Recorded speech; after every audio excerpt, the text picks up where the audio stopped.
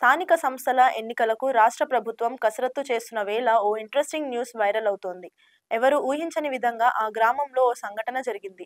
ప్రభుత్వాన్ని నమ్ముకుంటే పుష్కర కాలం గడుస్తుందనుకున్నారో ఏమో ఆ గ్రామ ప్రజలు సంచలన నిర్ణయం తీసుకొని అందరి దృష్టిని ఆకర్షిస్తున్నారు. ప్రస్తుతం ఈ న్యూస్ వైరల్ అవుతుంది. ఇంతకీ ఏం జరిగిందంటే, సర్పంచ్ ఎన్నికల్లో ఏకగ్రీవంగా ఎవరు ఎన్నిక అవుతారు? ఏ డబ్బున్న వాళ్ళు, బి ఫేమ్ ఉన్న వాళ్ళు, సి ఏమో తెలీదు.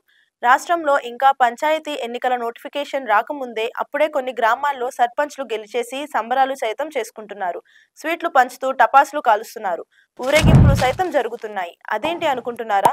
ప్రభుత్వం ఎన్నికలు నిర్వహించేందుకు టైం పడుతుందనుకున్నారో ఏమో లేట్ చేయకుండా వాళ్ళ ప్రజాప్రతినిధిని ఎన్నుకున్నారు ఆ గ్రామస్తులు. రాష్ట్రంలో సర్పంచ్ల పదవీ కాలం ముగిసి 6 నెలల పైనే అయింది.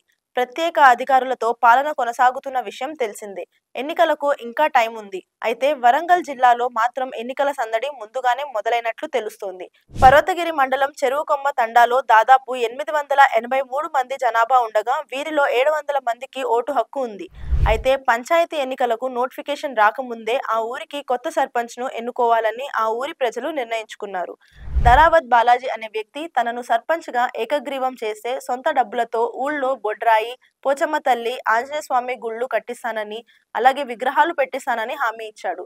బొడ్రాయి పండుగ ఖర్చుల కోసం గడప గడపకు 1000 రూపాయలు చొప్పున పంచుతానని హామీ ఇచ్చాడు.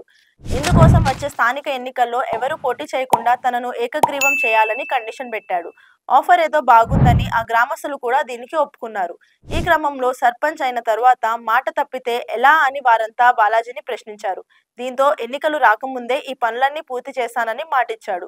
బాగా ఆలోచించి ఆ గ్రామస్తులంతా సమావేశమై అగ్రిమెంట్ పేపర్ రాసుకున్నారు.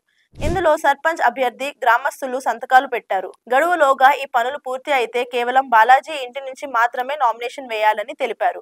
ఈ అగ్రిమెంట్ ను అతిక్రమించి ఎవరు నామినేషన్ వేసినా బాలాజీకి 50 లక్షల జరిమానా చెల్లించాలని ఆ పేపర్ పై రాసుకున్నారు. ఈ ఒప్పంద పత్రంపై ఇరు పక్షాల వారు సంతకాలు చేయగానే సర్పంచ్ అభ్యర్థితో పాటు గ్రామస్తులంతా రంగులు జల్లుకుని వేడుకలు చేసుకున్నారు. బయట గ్రామాల వారికి ఇది ఒక వింత సంస్కృతిలా అనిపించినా తండాల్లో ఈ తంతు వ్యవహారం మామూలుగానే నడుస్తుందట. ఇలా తమ గ్రామంలోనే కాకుండా రాష్ట్రంలో కూడా ఇలాంటి ఎన్నిక జరిగితే సమస్యలన్నీ ముందే పరిష్కారం అవుతాయని ఆ తండా వాసులు చెబుతుండటం గమనార్హం. ప్రజాస్వామ్యంలో ప్రజలు అనుకున్నదే జరుగుతుంది అనడానికి మరో ఉదాహరణగా ఈ సంఘటన నిలిచింది.